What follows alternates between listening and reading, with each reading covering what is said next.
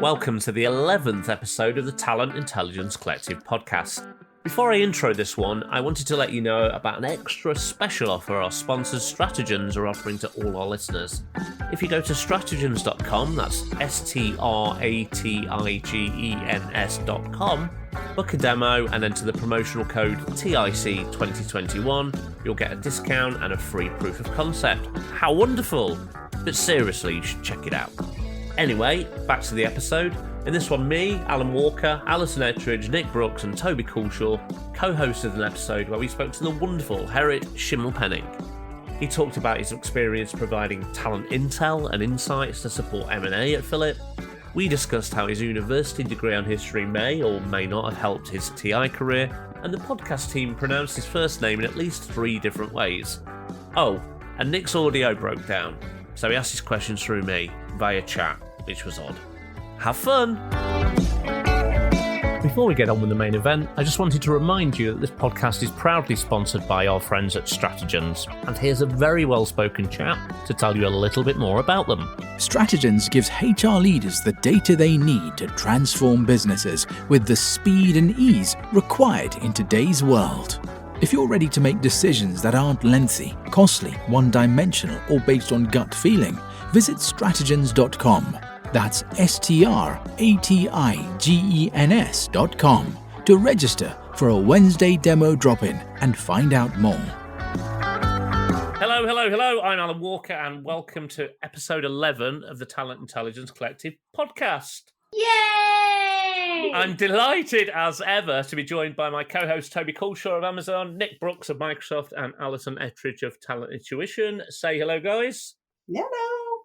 Hello. And of course, as usual, we have a fabulous guest with us. And this time it's Gerrit Schimmelpenninck from Philips. Welcome to the podcast, Gerrit. Why don't you introduce yourself to our audience? Hi, thank you. My name is Gerrit Schimmelpenninck. I'm a senior talent intelligence manager at Philips and worked in the fabulous team of Toby. I've got a background in history, and after that I started my career in executive search, in research, worked at Egon Zehnder, a Dutch executive search company as well called Ebbingham. And after that I was with Toby on the line and he explained me about talent intelligence. Never heard of it, and now I'm all in it.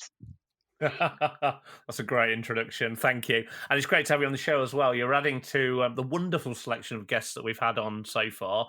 And me, my co-hosts and our listeners are all looking forward to hearing more about you and your work. So I think most of us now, certainly the people involved today, are familiar with the format. But for everyone else's benefit, if they're listening for the first time, just a quick recap as to how we do things. So Toby will lead us through the news section in a moment, highlighting the cool, compelling and thought-inducing topics that have been in the news around TI recently. We're all, including you, Gerrit, will debate and discuss. And then whilst me and Toby grab a coffee and put our feet up, Nick and Alison will fire questions at Gerrit about his career and views on all things talent intelligence. So let's do this thing. Toby, you're up first. What's happening in the world of talent intelligence? Yeah, so there's been a few bits that I spotted this week that are quite interesting. The guys over at Indeed Hiring Lab, so Jack and Pavel, have been knocking out some amazing work as always. They're really doing some great stuff, keeping the world up to date around job seeker behaviour and advert behaviour and what's going on. But the two that really stood out for me, the 2 projects they did, one was around employers using hiring incentives and how often that's happening. So that's things like signing on bonus, retention bonuses, cash incentives, all that sort of stuff. And they say it's doubled since last July. And you're seeing that really, really drive up. The number of searches by candidates for hire incentives has actually jumped up 134% since the beginning of the year. So definitely something that is being picked up on both from a candidate perspective and also from the employer side of things. But I think that's a great sign of how aggressive and how hot the market is at the moment. The other piece of work they did was looking at the job seeker interest in Britain and how that changed post-Brexit. It's not in a positive way. the number of people looking at us and looking to move to the UK has dropped dramatically. Overall searches down 36%. It's a really, really big topic. And I think that also ties into another topic that I saw recently, which is around the food labour market. And we feeling it very, very closely in the UK at the moment because of the Brexit and the labour market piece. But it's a global issue. The Association of Labour Providers on the food industry side of things, they painted a very bleak picture of labour supply in 2021. They were saying that 78% of food businesses do not expect to have sufficient workers this year. And that's tough. That's really, really difficult. There's not going to be enough people out there processing the food and actually providing the labour to make these things work. So I think it's quite a scary time on the food manufacturing front at the moment. They also talked about that kind of businesses therefore looking at different opportunities, didn't they, and whether or not they were going to have to relocate. And the UK is relatively well known for having kind of food production and food manufacturing at a really high standard. It'd be really interesting to see whether the lack of labour means that that's forced to relocate somewhere else. Absolutely. And I think it's one of the more interesting relocation aspects. We often think about big manufacturing relocations or knowledge worker relocation of roles to move and be more fluid. We don't often think about food production. We think of that obviously physically being tied to the land so much more. But I think particularly with the whole investment in vertical farming, I think it's going to become a much more fluid industry. Yeah, I agree. And also I think it's going to raise the profile of skills as part of location assessments, which I know you do a lot of, Gerrit will do a lot of, and Nick will do a lot of. So I think it's just from a talent intelligence perspective, actually it'll start to raise the profile of how important skills are, hopefully. The bit that I found really interesting was the hiring incentives, because they've been really common at a senior level forever. I'm guessing this is telling us actually that's trickling down into more junior roles now. The fact it's been a massive increase. Is that data UK only, do you know, Toby, or is that EU wide? I believe it was more broader. In all honesty, I don't remember, but it's definitely something we've seen in other markets. So I know in America, there's been a number of organizations that have had incentives, not just to hire and hiring incentives, but just to turn up for interview. So there's been such difficulties to fill jobs that employers have been saying have $1,000 just to turn up to interview. Wow. And there's been some really, really difficult hiring going on in the States. It's global, Alan. Is it? Yeah, it's global. And what was really interesting was they've split it down by the sectors that are advertising more hiring incentives. And again, it's sectors that we, before I'd read this, I thought, it's going to be software. Yeah, it's just going to be people after tech skills. But it's driving, dental, nursing, veterinary, physicians and surgeons, childcare, and medtech. Wow.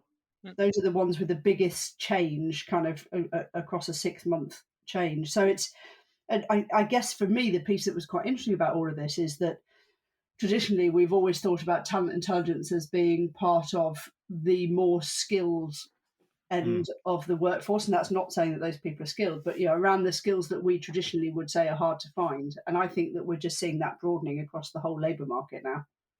It's interesting, isn't it? There's skills that are hard to find because perhaps they're harder to learn.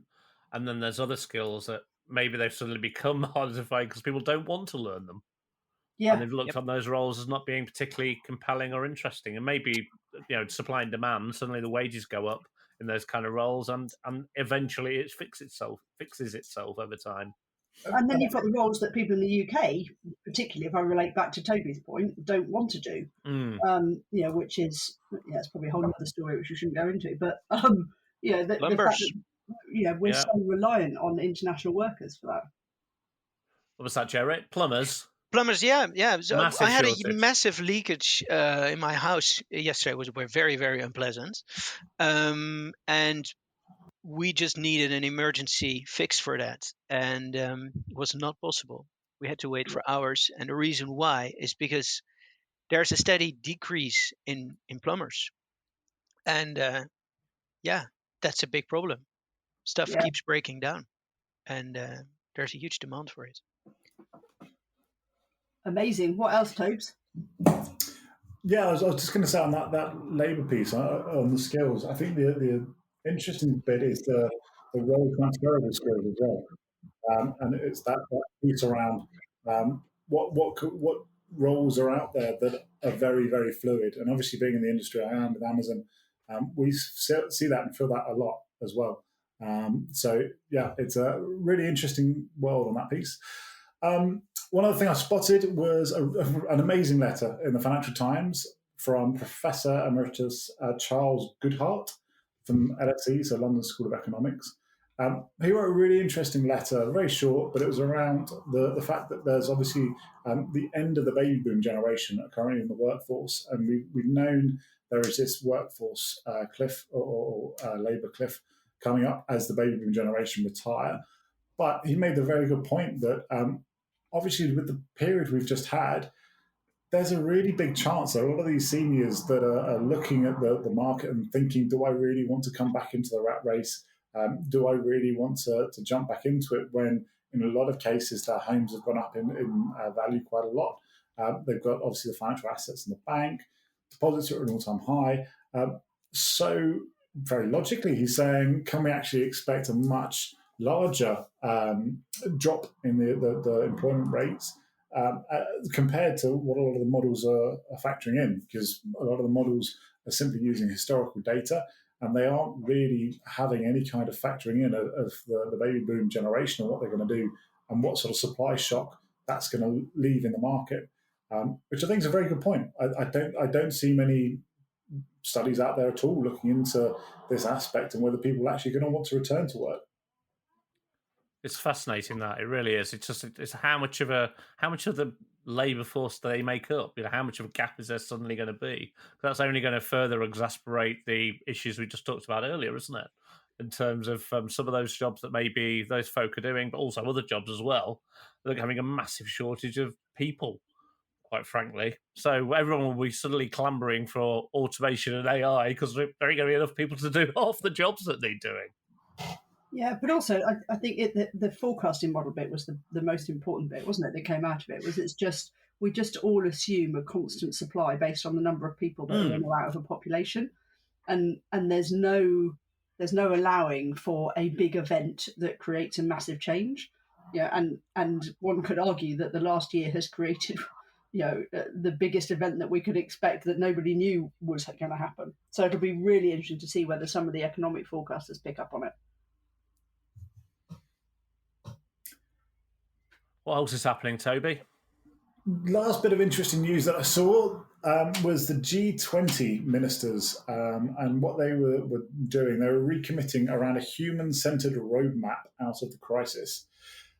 Once again, I keep saying everything's really interesting. I did find this very interesting. It's great to see kind of the macro political view on things and how that's going to impact. They're looking at how they can actually use legislation and law to have a much more deliberate action. And the actual quote is, unless deliberate action is taken, COVID-19 will make the world of work more unequal, more unjust, less resilient, less inclusive, and ultimately less sustainable. We can do things differently. And the prime piece they were looking into from that was the crisis has impacted some sectors and groups much, much harder. And obviously we know from previous podcasts and previous research, it's hit women and the youth very, very hard, along with those in the informal economy. And I think that they're really looking at how they can legislate to try and protect some of these aspects. There was some writing coming out of Italy recently around extending legislation to force companies not to be able to make any kind of redundancies or fire people during this period. I think that whole legislative piece is going to be really, really key around how we have protection in place to make sure the world of work is a bit more equal and a bit fairer across. I think it's very interesting that when you compare that with the Indeed piece around the fact that a lot of the hiring incentives are for the more informal economy. So it's that strange contradiction where it's got hit hardest. We need protection against it, but equally people are really struggling to hire into it. So it's a really interesting contradiction of two different worlds at the moment.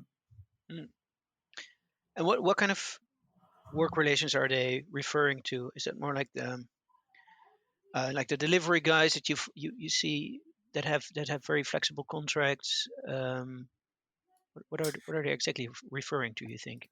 It's across the board, from what I can tell. So it's Yeah. talking about full-time jobs as well as kind of flexible work. It's Yeah. it's basically saying we need to improve the quality of women's employment. We need to. There was a point that said that youth employment fell by 8.7% last year, compared with 3.7% for adults. And so there's something about making sure that you're hiring more young people, and particularly young women. The impact on young women has been even greater. So this isn't about gig economy and working conditions to a certain extent. It's about actual equal pay in full-time roles, from what I can Right. gather. Yeah. I think it will get quite broad as well. I think when you couple that with the SEC requirements for filing information and what they're going to start asking companies to publish, or they have asked companies to start publishing, I think if they start making these rules much tighter, I think you can see a really big impact. Who's to say if they said, well, actually, if you're paying for the same work to be done, that no matter what location, it has to be paid at the same rate. It wouldn't be too hard to bring that sort of legislation in, and that could have a huge impact in terms of how do we distribute workforce nationally, globally, and how does the pay balance accordingly. I think it could be massive. The G20 are in a position here to really fundamentally change not just the way we work, but also global economy. And isn't it interesting when that's an environment where more and more people and more businesses are coming out and saying, we're 100% remote. So they're going to go out and be 100% remote. And then what's the impact of that in light of this report? Absolutely. But it'll be interesting to see what already comes through, whether it's done on the side of the worker and the employee and a strong unionisation, for example, or whether it's pushed through from a corporate perspective of saying, well, actually, if you do certain behaviours, you'll get taxed heavier, so it disincentivises certain organisations to work in certain ways. I think it'd be very interesting. Yeah, and Nick has put in chat, because his microphone's not working properly, but Nick's put in chat, one of the things that COVID has exacerbated is the often cost-prohibitive nature of childcare, but also when demand spiked due to school closures, there simply wasn't availability. So parents had to choose between work or raising and caring for their children, which may therefore be more pronounced in the kind of frontline worker economy, particularly where you have to go to a place of work. Absolutely. Yeah, it's way tougher, isn't it? Especially where money is much tighter anyway. So being able to pay a premium for care just isn't, frankly, an option, because you end up paying more for care than you're potentially earning yourself. Yep. It's a major problem.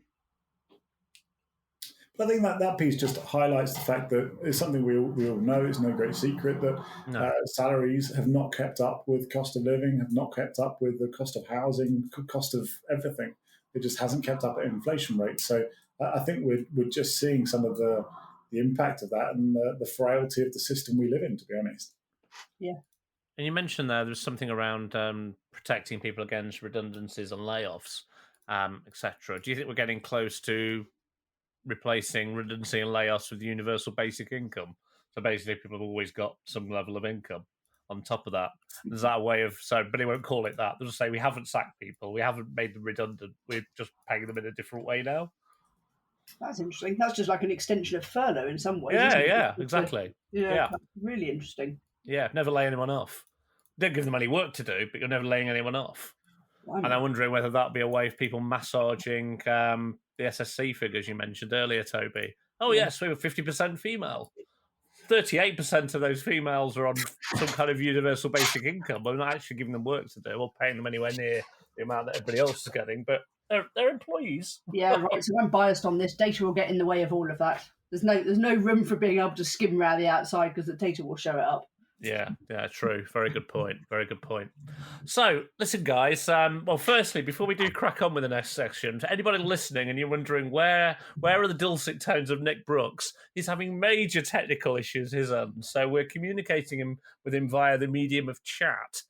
So for the next section, Nick is going to pop questions into the chat, and I'm going to relay them. So don't suddenly think that I've upped my IQ by 20 points and I'm a TI master. I'm going to actually ask Nick's questions for him. So just understand that. So I think let's crack on. We've heard everyone's views about what's happening in the world right now, but we want to hear more about Gerrit's world, and in particular his role, his background, etc. So I think it's time for our one interviewer extraordinaire, slightly supported by me, to step up to the plate. So Alison, I'm going to ask you to lead, and I'll pop up every so often once Nick pops in his wonderful questions. Bless you. And if you get a great question, that's a great question, because I never get that. If you get it's going to be down to Nick. I just need to make that clear. Thanks for that.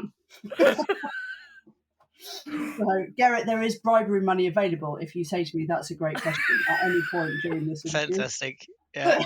I'll double her money if you don't, Gerrit. Yeah. It's an unrunning theme. You're not going to be that rich, Gerrit, from this. So yeah, look, I think you talked a little bit, and I always ask with this question, which is, it can be a bit boring, but I think that there's something about your background that's quite interesting, because you studied history. And I wondered how you think that has influenced the way that you look at things within the talent intelligence world, and then whether the search world kind of opened your eyes to the power of talent intelligence, or whether actually it wasn't until you met Toby that this even became a thing for you. Very good question. I think there's a very good link there. So I always knew that I wanted to try my luck in the business world or in the corporate world with my studies, not per se in the educational world. I was envisioned to do that later in my career. And I did find myself quite a bit in, or naturally tended towards research jobs at first. And obviously, what is history? It's having bits and pieces of information, testing them against as many sources as you can find to get a higher probability of truth, and afterwards making a story out of it. And that's so much of what I do today. And it's less so it's like looking for candidates, but as a research consultant. But it has a lot to do with talent intelligence, I think. Very cool. And do you think of yourself as someone who's in talent intelligence, or do you think of yourself who's in analytics or a commercial role or a broader role? Because I will come on a bit to some of the projects. Yeah. But yeah. If you had to put yourself into a bucket, what bucket is it?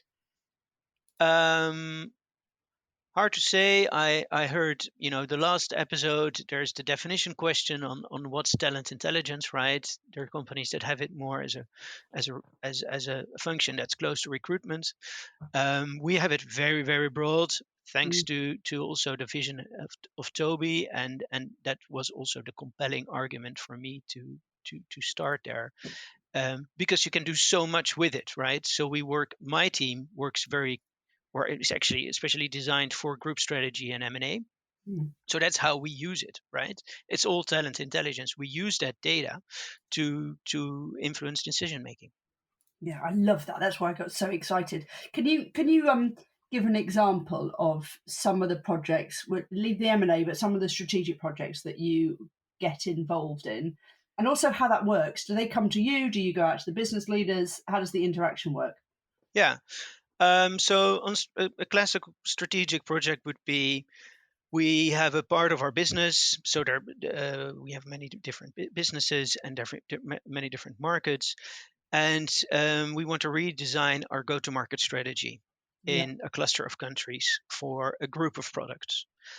And our strategy department would like to know, how is that done at our main competitors, and what does the go-to-market strategy look like? Let's say we're moving towards solution selling, right? What are great companies that do solution selling? It doesn't have to be in medical devices. It can be just solution selling, different types of contract. How do they do it? With what kind of people? What kind of team setup? Where in the world are they set up? what can we expect to be paying to these people, but just also just how does it go? How does that client journey go? And that is stuff that we can derive from mapping out other companies. Yeah, I love that, and it reminds me a little bit of some of the consultancy projects. So when I first kind of came into this space, some of the consultancy projects that we were doing were things like to work with a big FMCG business that said, we're going to implement digital now. We need to be more digital than we are. We've got a bunch of CEOs who run their own individual brands, but we don't know how to structure digital. Should we put one person under each CEO, or is it a centralized function? So Yep. can you tell us what other companies are doing and what mistakes Exactly. they've made? Yeah, it's exactly that sort of concept, isn't it? It's much more consultative. Exactly. So it's what are the flavors out there? How do they work for those companies?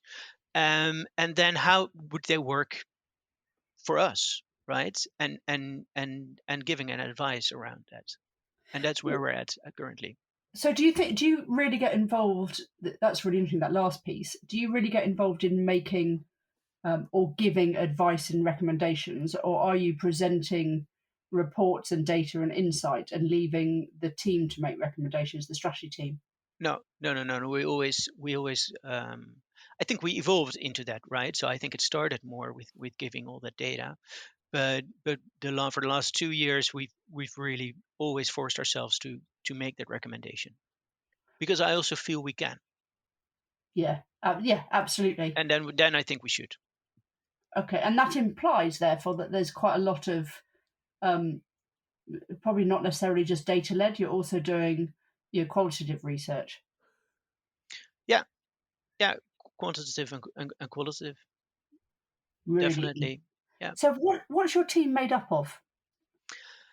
Atypical HR people, I would say. I've always tried to hire people from more strategic management, economics, finance backgrounds, also to mirror more the strategy and M&A teams, and make sure that that bridge is sort of already built, and make sure that the more the broader perspective is there in the team. And that's also the only way to really see the context, and you have to see the context, or the whole team needs to be able to see the context in order to really come to an advice. So those are sort of typical backgrounds right now in my team. And I recently added a psychological background as well, because we've since a bit over half a year started with our psychological culture offering. Predominantly in our M&A practice, where we do a cultural gap analysis between the part of our company where our target company will be integrated in later, and the target company. So that's a whole different world, obviously, but that is also part of my team. That's really interesting. I'm doing an event next week, Gerrit, with and Layla's one of our speakers. Layla Mortet, one of you. Is she one of your team? She's in my team. Yeah. Okay. When she's talking very much about that on the M&A side, how much do you get involved in M&A selection decisions where you're leveraging TI? For example, acquihire influence decisions versus those post acquisition activities, due diligence, onboarding, etc. Yeah, so we're pretty early in the process. We're not in the selection phase so much as in that first list that's being drawn up, right? We're not really into acqui-hiring. I think we could be much more as a company, but we're not. It's something we've tested out or pitched very early on. I think for a lot of people that's a very, very new idea. Might also be a little bit industry specific. Where we really come in is in the early stages of a target, when it starts to get serious, or the interest really starts to get serious. And the first things that we're asked to do is to really map out that whole company, and do the whole org design and the way the company works, and also identify the key people already. And we do some more individual research there based on desk research, right? So those are like the first things we do. And that's before due diligence. So this might be before Yeah, the that's long organisation you're before. looking to acquire, way before then. Yeah. Yep, Okay. exactly. It sounds like it's before approach, isn't it? In any Yeah. Yes, it's before approach. We actually really know a lot about that company. We also have a very accurate estimation of what their total compensation costs are, or total salary costs are that they're paying.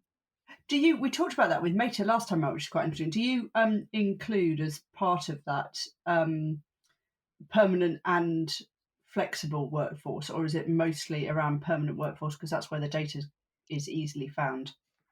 Yes. So if we find flex workers, right, you can sometimes, that's often through LinkedIn, right, where you, so if you find it, then but it's predominantly the permanent workforce. So flex is much harder to map out.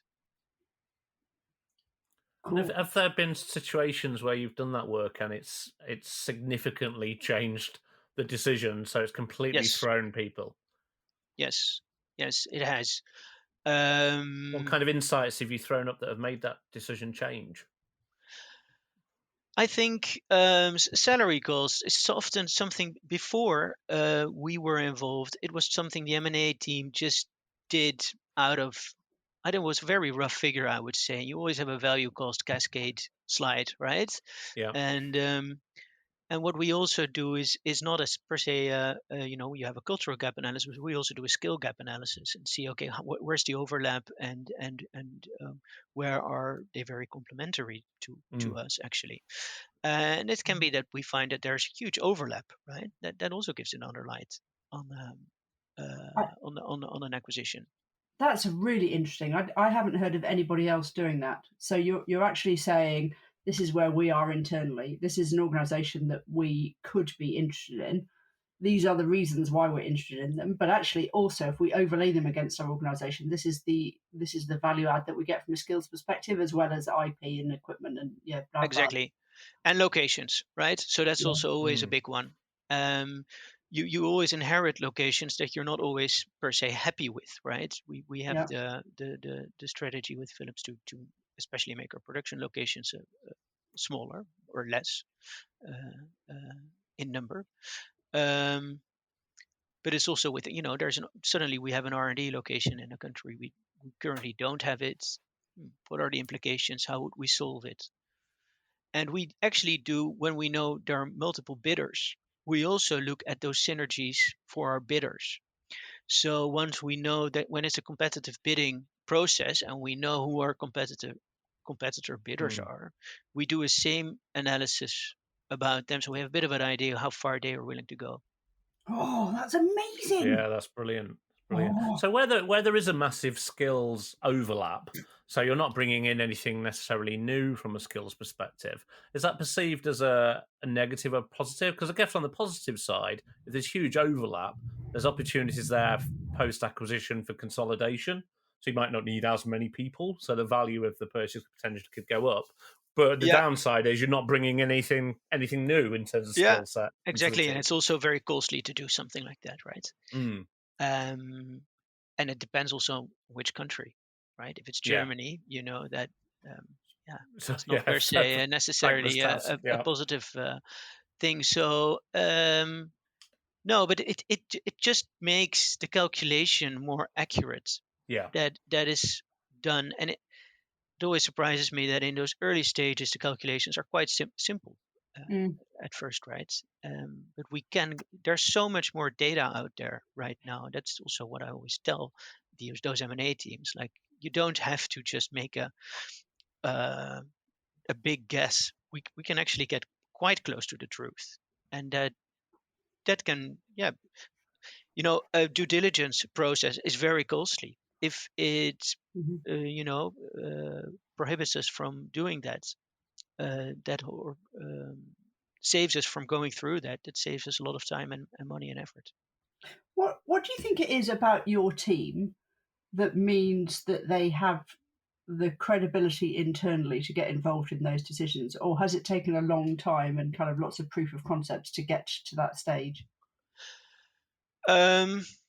I think we just got a break, or sorry, not per se a lucky break, but someone just I did some pitching in the beginning, and We were involved in a small project, and I think our output has always been good. It has improved a lot, by the way, but it's been good enough to prove itself worthy, and that's how we got involved more and more and more. So output driven, I would say.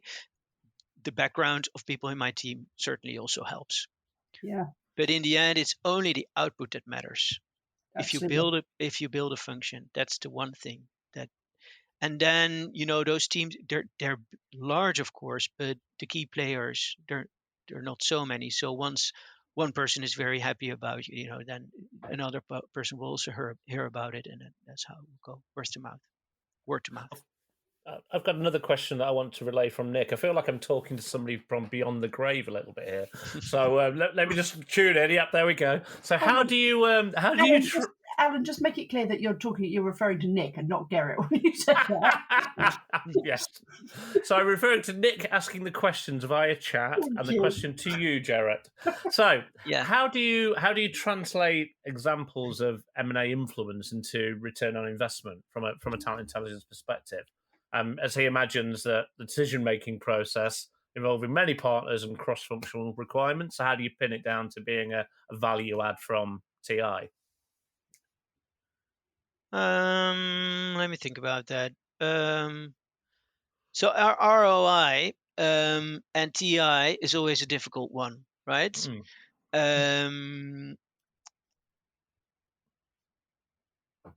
We've been struggling with that, right, Toby? To put a sort of a figure to sort of a cost saving, or what if you would have gone to Deloitte for this information? I always think, I feel we're a pretty good team where our salaries are paid for, and we can get you all this interesting information that really helps you make a better decision on this very important matter. And when you talk about M&A, it's always a big figure matter. And I think that's the ROI. It's hard to sort of compare it to external consultants because they're not very often involved in delicate matters as M&A. When it's so delicate, they never know the company as well as an internal function can, right? They can know it from some intakes, but we know our company so well that that's a huge benefit. Yeah, and also it's so if I think about how teams in other areas, so not in talent intelligence, but teams in other areas measure themselves, particularly I'm thinking about the engineering world in particular. So the MOD have a team that looks at the engineering world, and they measure themselves on cost recovery basis. So they have a number of consultants who are internal consultants, and you set a day rate for your internal consultant, which is higher than their salaries, right? But it is a day rate, and it's cheaper than the external consultant. We've done it as well. That's how they pen themselves. Is so it's absolutely about kind of cost recovery or cost recovery against costs that would have been spent. Yeah. But then there's this piece that is linked to the quality of the output, which is about knowing the company well internally.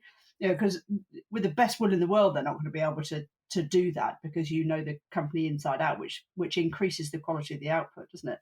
And especially with a large company like Philips, it takes over a year to really know the company well, how it works. It's no joke. It's super complex. I think it's a way too complex setup from a historical perspective. You're That's changing why all it the is. time, aren't you, Toby? Toby's got a question. Toby, ask your question. I was just going to say, I think the bit that I always go back to is, yes, there's a cost avoidance versus one of the consulting houses, for example. But for me, it's more around mitigating risk. And it's mitigating risk of a massive decision and a massive cost. And I think because TI is often born out of talent acquisition teams or sourcing teams, we really try and focus a lot on the bottom line, which is great. I definitely want to have that as an impact value and measurable impact, et cetera, et cetera. But I think some projects you've just got to look at and say, do you know what? This isn't going to hit the bottom line, but if we don't mitigate this risk, it will. If we don't mitigate this risk, we won't see the top line growth that we're trying to achieve from this acquisition in this case. And so I think sometimes we kind of almost beat ourselves up and get a bit too difficult on it. Yeah, I agree with that. Yeah, I'm with you. And if I think about kind of stratagems and our positioning, none of our clients ask us for kind of pound savings unless they're in the TA teams. So if the user sits within TA and that's the reporting line, that's the question that we get asked. But if the user base is broader than that, it's much more about what decisions is this going to help me influence and how is it going to reduce my risk? And then we might get, and how is it going to help me avoid cost? But it's mostly risk mitigation. Yep. Cool. Very cool indeed. And then you were sneaky with this, Gerrit, earlier as you snuck it in with your cultural gap analysis. Yeah. And I could talk to you about this for hours. As you know, we developed a product that I took out to a whole load of VCs and private equity businesses that looked at cultural differences. Yeah. Didn't really go anywhere with it in that market space, but it still sits around. Tell us what you do with Layla and how different it is. Well, that's a great market, the whole private equity world for a cultural gap analysis product. It would be if so they that's a paid for great it, idea, and that is also that used to be my client base when I was a consultant before joining Toby's team. And that's also where I got the idea from to really put that more psychological offering in our M&A practice. Because, most stunning fact is 75% of failed M&As, there's a too large cultural gap that hasn't been bridged. Yeah. So talking about risk mitigation or risks or return on investment, right? If you can save a company from making a large mistake, because it means a failed M&A means it is being completely written off by the CFO after a number of years. But the loan for the acquisition price is still there, or just the money has been paid, right? And it's such a large risk, and people find it so difficult to make it tangible, and it stays in the fuzzy HR corner, so to say. And it's really been what we've tried to do is make it tangible and make it communicated in a more financial driven style, that is a language that is that everybody's more used to in the M&A and also the ultimate decision makers world. And that's what we've tried to build, and I think we've done it now a couple of times quite successfully in some of our M&A. I think it's so powerful, this piece. I wrote a paper on this a couple of years ago, and whether these facts still hold true, I'm sure they do, but 73% of the C-suite leave after 3 years or within 3 years of an acquisition. Yeah, and for me, I kind of just looked at that and went, bloody hell, if you're acquiring a people-based business in any way, shape or form, what have you bought 3 years later if only 25% of the people are still there from what you bought? It's such a short timeline. But that's it. Exactly. That's the big risk, right? So if you talk about cultural risks, it's people just leave. If you buy a company, you literally buy a group of people, right? You also buy IP rights and office buildings and lease contracts and computers, but predominantly you buy people, and they're free to go, and you can keep senior management with all sorts of buyout, earn-out sort of constructions, but they won't be that motivated, by the way, if you do that. But that's a whole different story. But just the risk that you have with people that are not in the C-suite or in the layers directly below it, but that holds so much knowledge or client knowledge or product knowledge that just go because they don't feel at home with the new owner. That's a huge risk, and you have to sort of analyze it before you start buying that company. And up until now, this just almost never happens. Yeah. My understanding, Gerrit, my understanding is that you start to do that cultural gap analysis piece, that cultural assessment prior to due diligence, and then again in a deeper way during due diligence. Is that right? No, not really. So what we can do pre-due diligence is all desk research, right? So we can, of course, find everything there's to be found on the internet. It's basically professional Googling or just spending a lot of time there on the certain individuals that are in the C-suite or in the VP suite. So that's, we can say something about them. And also based off some interactions maybe that our M&A team already had, try to just collect all the information we got. But to really do the cultural gap analysis, then we have access to people. So that is during due diligence or between sign and close. That's a great window, which sometimes, well, during Corona, it was actually often quite long. Where you have access, you can send out questionnaires, you can get them back, but obviously then the decision is almost made, right? That you want to buy the company unless something really drastic happens. But it really helps with the onboarding plan and all the preparations for that, or the onboarding. And that's the bit for me that's so key in this, and integration. And we do it. The businesses where we've done it with, it's actually been a comparison of whole teams rather than necessarily leadership teams. And by the very nature of that, Alan, that implies that it has to be immediately post acquisition, because clearly there will be some teams who don't know that an acquisition is being discussed in some way, shape, or form.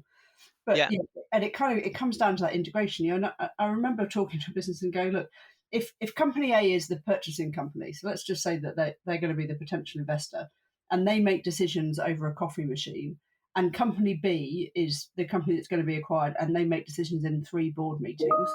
At some point, you need to have a conversation about how you're going to make decisions, because otherwise it's going to be really hard culturally to get to any point where you're making decisions in a fashion that works with both companies.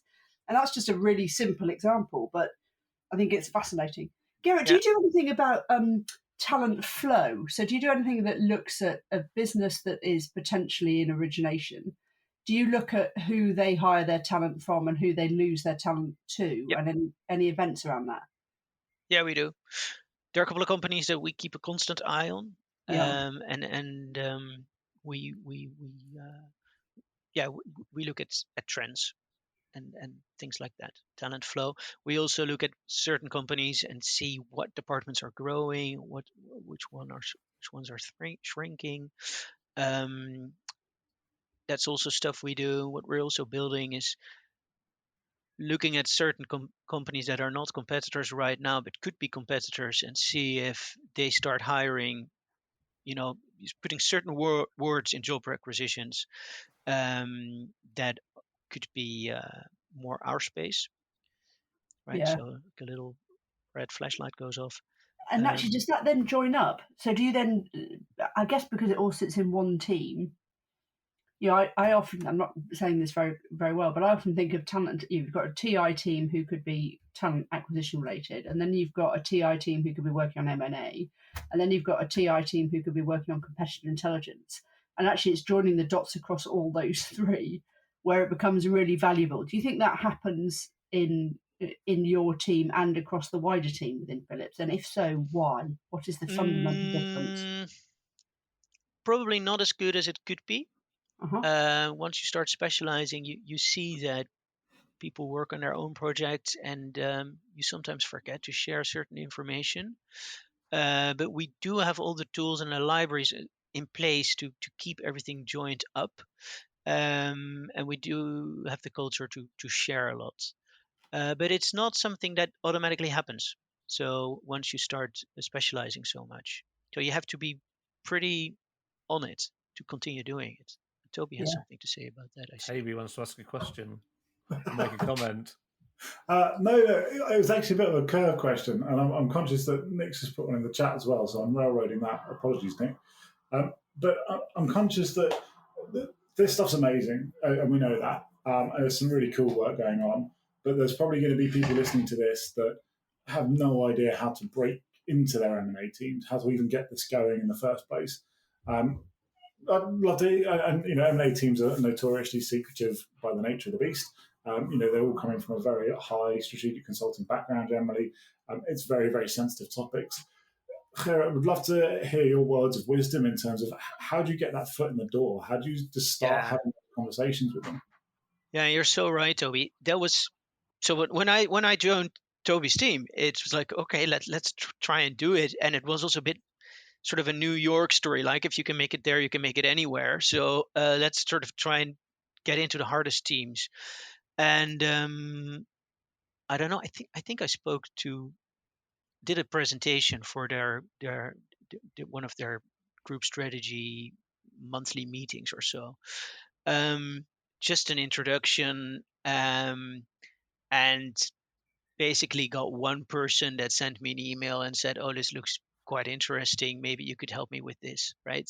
So it's not that easy, and it's hard for people to think of the value if they haven't really seen the work. So you need that break that I was talking about earlier in the podcast, that I fortunately got, right? And then you have to give it your all and be confident about how much it brings and can bring. Yeah, Yeah. that's it. But because it's not, there's not a direct route or so. No, but I guess actually, so this podcast in its own right is interesting, right? Because you can say, look, I heard from this guy. This is what his team is doing. That in its own right is a way to kind of open a foot in the door and have the conversations. And I think, typically speaking, the guys and girls in strategy and M&A particularly are pretty clued up and pretty commercial. And so as long as you've made the link between skills and commerciality, Oh, they then love it. exactly. Yeah, Yeah. of course. Yeah, so we got super enthusiastic reactions, right? Yeah. And yeah, I recently announced I'm leaving Philips, so I'm going to Activision. Mhm. I And didn't know if you were going to say that or not, Gerrit. I kept yeah, I thought I'll just put it in there. And I wrote an email to all my stakeholders and everybody I work with, and I got really nice and positive things back. And you're absolutely right, Alison. If you bring something to the table, they're there to listen to it. Of course, it's going to Yeah. make their work better and make them look better as well. Yeah, exactly. And maybe we should do a tip sheet. Yeah, we do lots of strategies and tip sheets. Maybe we should do a tip sheet on skills and the impact on strategy, and just kind of use that, and maybe people can use that as a way to try and open the door. I think it's worth a try. I'll have a go and run it past you when you're sitting back on gardening leave with your feet up with nothing to do, Gerrit. It's going to be a very short period, but yeah. Can I just say how incredibly jealous I am that you're going to work for a gaming company? Yes, you can. Yeah, so jealous. I am incredibly jealous that you're going to work for a gaming company. There we go.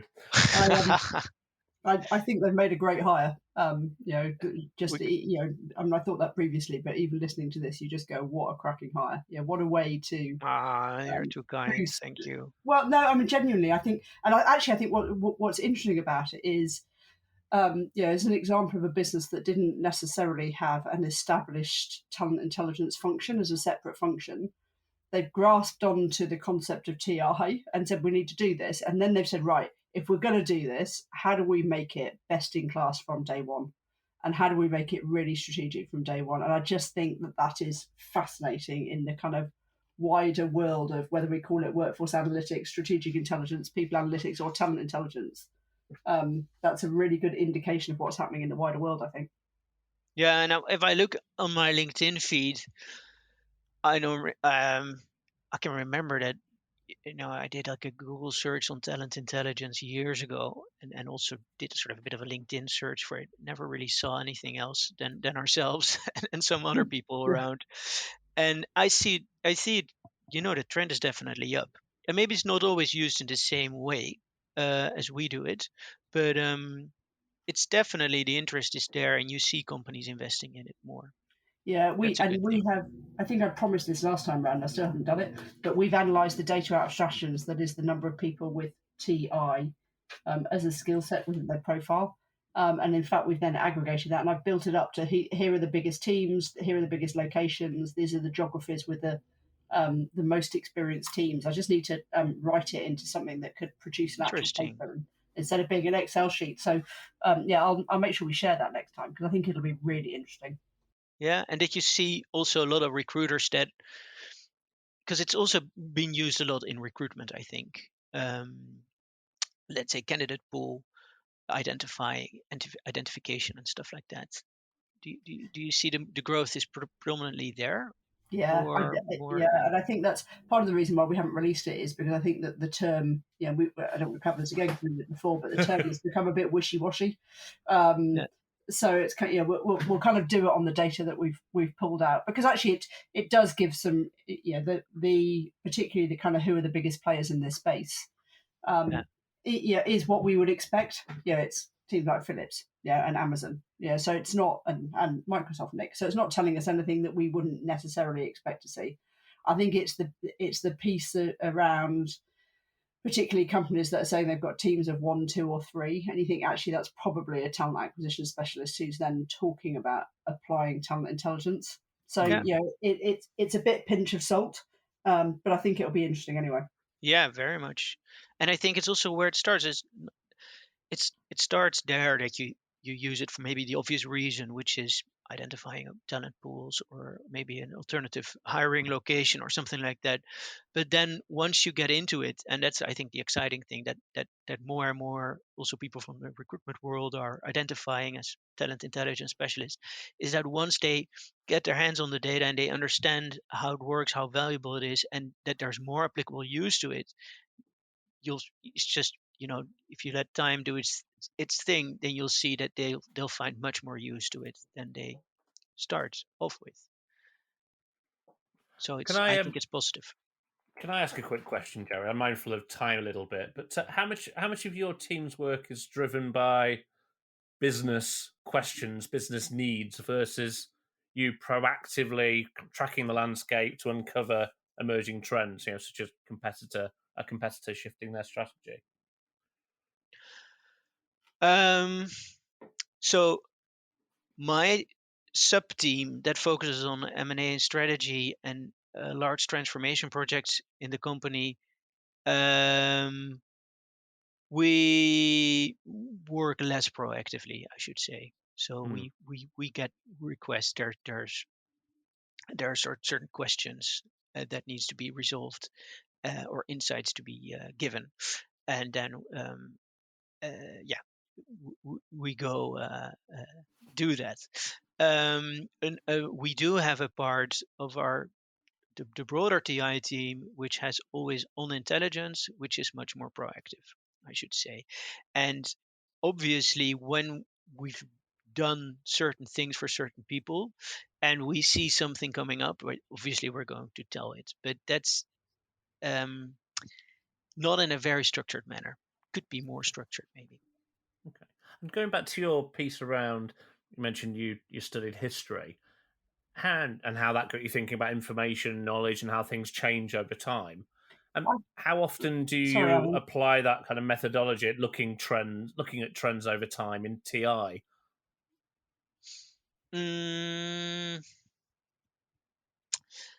Yeah, well, that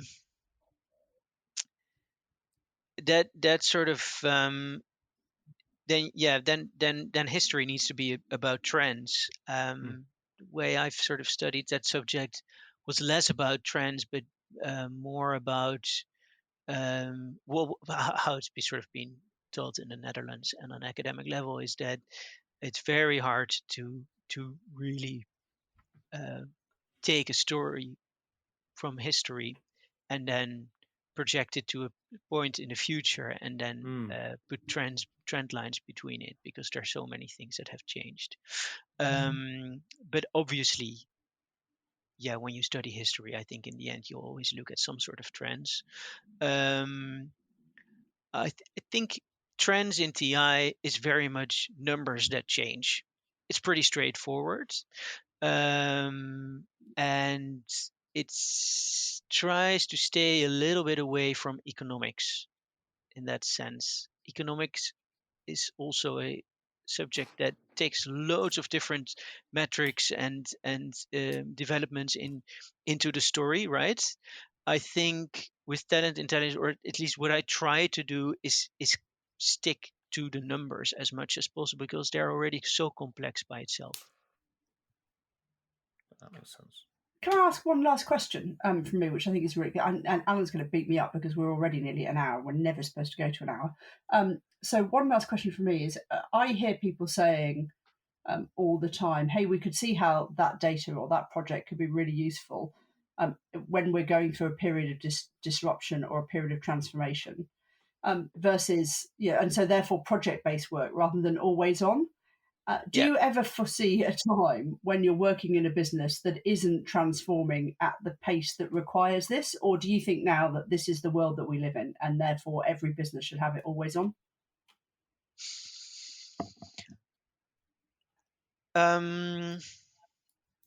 Yes, I think if you have the technology, the processes, and the people to man those processes, it's much more process-driven thing, right? Always on intelligence.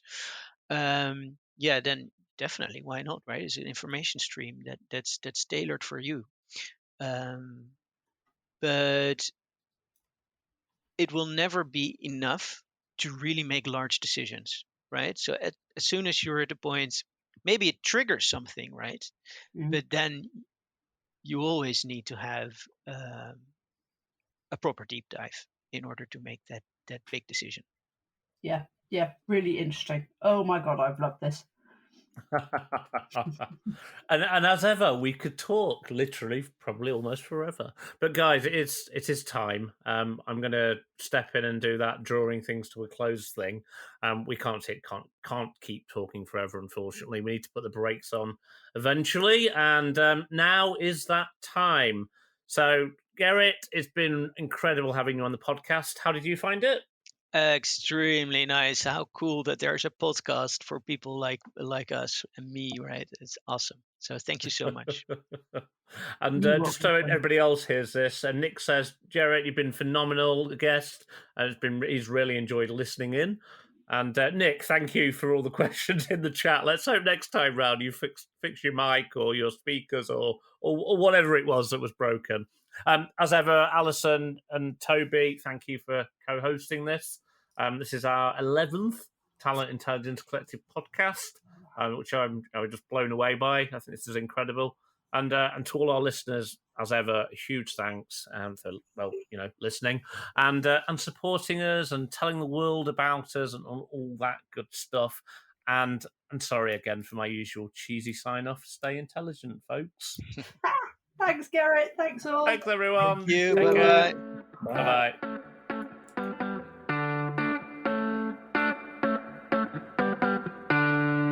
Thanks for listening. Before you go, I wanted for the last time to remind you about our generous sponsor, Stratagens.